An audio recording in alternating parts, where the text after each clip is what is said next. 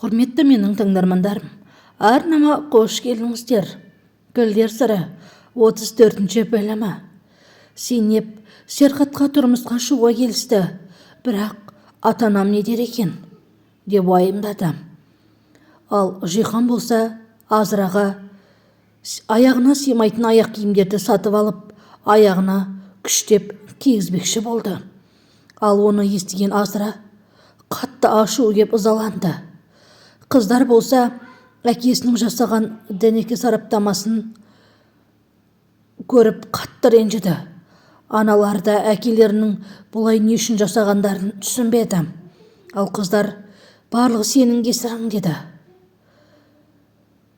Ал Зейнеп болса Кадерді қалайда балалар үйінен тезірек шығарып алмақшы. Бірақ адвокат бұл уақытта 1 жыл 6 ай уақыт кететіні, сіз некеде уақытша солай болу керек деді. Ал Седеп болса адвокаттан бірдеңе білгісі келді, бірақ адвокат ештеңе айтпады.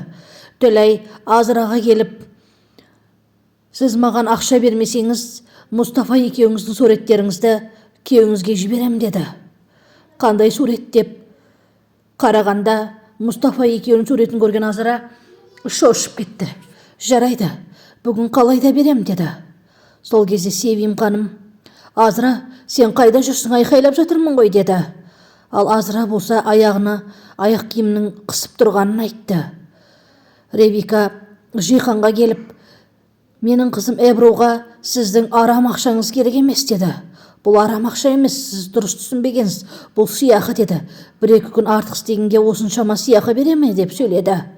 Ал Эбру үйде алаңсыз отырғанда оған Жиханға хабарласып жұмысқа шығуын айтты. Бірақ Эбру көргісі келмейтінін айтты. Сол кезде Тибет Жиханға хабарласып, ертең біздің адамдарымыз барады деді. Қабылдап ал деді. Жоқ Тибет, ол қыз кетті. Енді уақытша адамдарды жібермей тұр деді. Ал Ревика болса жолдан Зейнепті көріп қалды. Қызым, сен мұнда не істеп жүрсің деді. Кадерге баруым керек, Кадерді алып кетіп қалды деді. Ал Шам болса Серхатқа келгенде Серхат оған үйленетінін айтты. Сен маған күйеу жолдас боласың деді. Әрине деді. Бірақ Берак екеуің үйленгенде де мен осылай болып едім деді. Ал Севим мен Азыра зергерлік дүкенде отқанда Азыра бір білезікті ұрлап алып кетті. Ал Азыра болса ол білезікті Төләйға барып, міне, қарызыңды жабуға артығымен жетеді.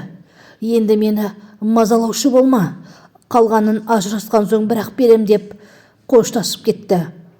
Ал Кадер болса, Зейнеп әпкем қашан келер екен, ішім пысты деп күтіп отырды. Ал Тибет болса, біздің адамдарымыз өте қауіпті. Қазір келіп қалу мүмкін. Қыздың көңілін табатын бол деді.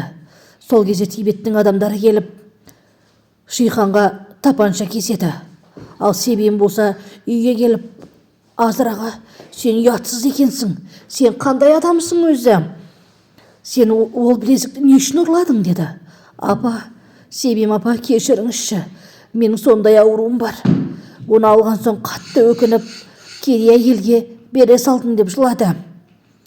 Ал Серхат үйге келгенде қыздар жаңағы сараптаманы көрсетті. Әке, сонда сен бізге күмәндандың ба деді. Қыздар, мен сендерге бір ретте болсын күмәнданған емеспін. Бұны сен сонда әжеме жасаттың ба деді.